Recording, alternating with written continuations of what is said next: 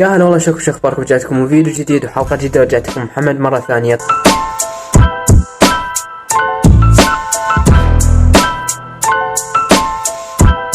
طبعا اول شي ماكو، اسف على السحبة، لان هذا مقطع الثاني نزل على التواصل من زمان وما نزلكم مقطع ولا ثاني بدون اي سحبة. فبهاي المناسبة صفق لي وكتبوا مني بالتعليقات انه سوي انتقاد ابو علياوي، سوي مقطع لابو علياوي.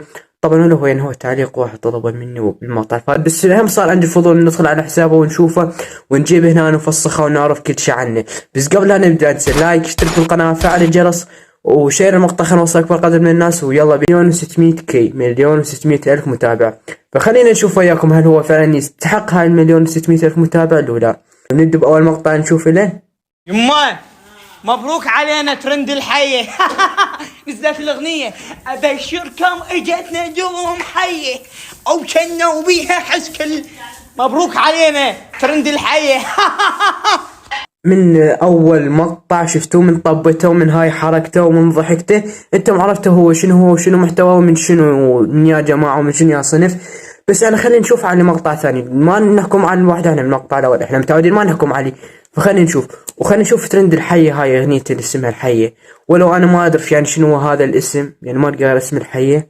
فيعني خلينا نشوف هاي الاغنية مالته. الله مخلي بيا شلون ميزة، والله شنو هي هاي الميزة؟ ما يعبرني شي لو الف فيزة. الله مخلي بيا شلون ميزة، ما يعبرني شي لو الف فيزة. ياهو القلتي تجنى عزيزة. ما شاء الله، انا اصفق لك واهنيك على هذا الفيلم وعلى هذا الاحساس وعلى هذا الابداع بالاغنيه. يعني اغنيه في قمه الروعه هاي الاغنيه. هو يا قام واجا وسوى اغنيه وقام، لا يعني هي من اسمها الحيه، يعني انت شنو متوقعها؟ هو بس اسمها كلش كافي، يعني انت ما كنت بس تعرف اسمها تعرف شنو هي الاغنيه، ما كنت داعي تسمعها.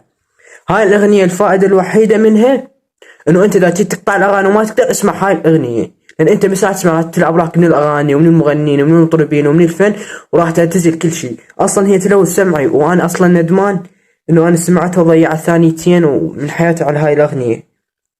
خلينا نشوف مقطع ثالث، ولو انا راح اتندم اكثر اذا شفت مقطع ثالث اليه. بس يلا خلينا نشوف مقطع ثالث. يعني انا كنت نايم بالمطبخ وما خلصان، صارت عندي غرفة وهم ما خلصت. يعني رسالة لأمي من تشوفيني نايم قاعدين بشحاطة، طقيني بقاذفة، كتليني، بس لا تجريني ببطانية مني. باردة الدنيا باردة وانا متلفلف وعايشة جوا حلوة. انت يا حجية الله يخليك، يعني انت من قاعدين طقي بالشحاطة، طقي بالحذاء، ليش تسوين بطانية؟ طقي بالحذاء وقعدي. على امي راحت الكربلة وانذليت، قضيتها بس اندومي بست. وهذن الحياية كل وحدة محتارة بفروخها. يما رجع عليك العباس الكربلة صعدوها بتيك توك ورجعوها، والحسين مدد ماكو يجذب. انا بس اريد افتهم يعني شنو هذا قصتك، وشنو يعني عندك هذا الكره للجنان، يعني ما هو السر من هذا الكره ومن هذا الحقد. ولك علياوي ها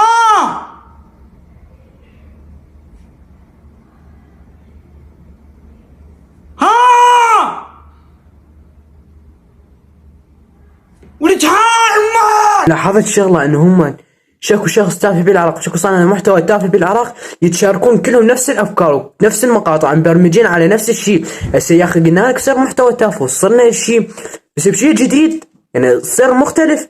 يعني تروح تشوفهم كلهم على نفس الشيء، نفس الافكار، نفس الكلام، نفس الحركات، يعني ماكو اي فرق، مستنسخين. يعني هو هذا الشيء امشي عليه، سوي هاي كم مقطع، سوي هاي كم حركه، قول كم هاي الكلمه، جيب لك اغنيه ما هاي مبروك عليك الطشه. هي هاي اصول الطشه بالعراق، سووا هذا وطش. يعني تدخلون تشوفونهم كلهم نفس الشيء ونفس الحركات ونفس رسالة للمعلمات والمراقبين، انتم من تجون تراقبون الطلاب من يمتحنون، لا تفتحون مواضيع مال طلاق وزواج بنص الامتحانات. ما يصير يعني الطالب ينتبه عليك اكثر من الامتحان. ترك الجنات راح احول على المعلمات وعلى المراقبين، راح احول عليهم. والله خلينا نشوف هالمره، يعني خلصنا من الجنات، خلينا نشوف المعلمين والمراقبين ايش بيتكم. مبرمجين على نفس الشيء، نفس الكلام، نفس الحركات، نفس كل شيء. شكو صانع محتوى تافه بالعراق، نفس كل شيء، نفس الكلام، مبرمجين انه هو هاي انت اطلع قول هذا الكلام وانت راح تطش. امي جابت لها هذا هديه، قالت لي من تطلع من الحمام البسه. قلت لها خوش امه، ليش من لبسه احس نفسي متزوج 3 نسوان وعندي بيت بالمنصور ركين وعندي عماره وكل ساعه يخابرني واحد وانا كلهن ذن ما عندي، واحس نفسي عندي 3 سيارات وواحده من هاي السياره اللي ديالاك ماشي اسمها، والله العظيم بس من لبسه احس هذا الاحساس، واحس الناس كلها خدم جوال. خلنا نزعه لا اخذني الغرور، ما يصير مغرور، ابقى متواضع. طبعا يا شباب الى هنا شفنا يعني كمية مقاطع كافية من ابو عليوي، وشفنا شنو هو، عرفنا شنو هو، واعتقد انتم قلتوا من بس تشوفون المقاطع مال الواحد وانا جايبه هنا ماكو داعي احكي تعرفون شنو هو. ابو عليوي حاله هواي مئات والاف المشاهير وصناع المحتوى التافهين اللي بالعراق اللي هم مثل ما قلت لكم مبرمجين على نفس الشيء ويسوون نفس الحركات بس يجوز الوجه والاسم يختلف، نفس الحركات، في هدف الطشه وفي هدف الكوميديا وفي انه هو يدعي الكوميديا بس هو ما عنده لا كوميديا ولا انه التفاهه. هاي شفتكم لحد الان اذا طلعنا مقطع مفيد او مقطع يعني هيك بيه شغله مفيده انه على الاقل نستفاد منه بشيء واحد نقول انه هذا قدم شيء الناس، لا انتم شفتوا كل مقاطعه وشفتوا اغلب مقاطعه شنو تساهمون بنشر هذا المحتوى التافه. من يشوفون هيك ناس رأسا ابلاغ واحضر الحساب وتطير غير مهتم، وخلينا ننهي المحتوى التافه بالعراق لان انتم شفتوا 1,600,000 متابع عنده على التيك توك، ما اعرف يعني باليوتيوب وبالانستغرام هم عنده بالملايين وبالالاف. هذا يعكس صورة عن العراق وما جاي مثل بس نفس جاي مثل انه محتوى كامل، جاي مثل السوشيال ميديا كاملة مال البلد كامل، فيعني عيب انه يطلع هذا يمثلنا قدام بقية الدول. فكل اللي عليكم انتم بس تعطونا حظر وابلاغ ونوقف كلنا احنا بوجه هيك محتوى وننهي هيك محتوى، نخلي بس المحتوى المفيد والمحتوى الزي يصعد. ابو علي حال قلت لكم حاله هواي مشاهير جاي يجون بهدف الكوميديا بس هو مو كوميديا، انتم شفتوا محتوى تافه، جاي يجي بهدف الكوميديا وبهدف الضحك وهو لا كوميدي ولا مضحك ولا جاي يقدم اي شيء.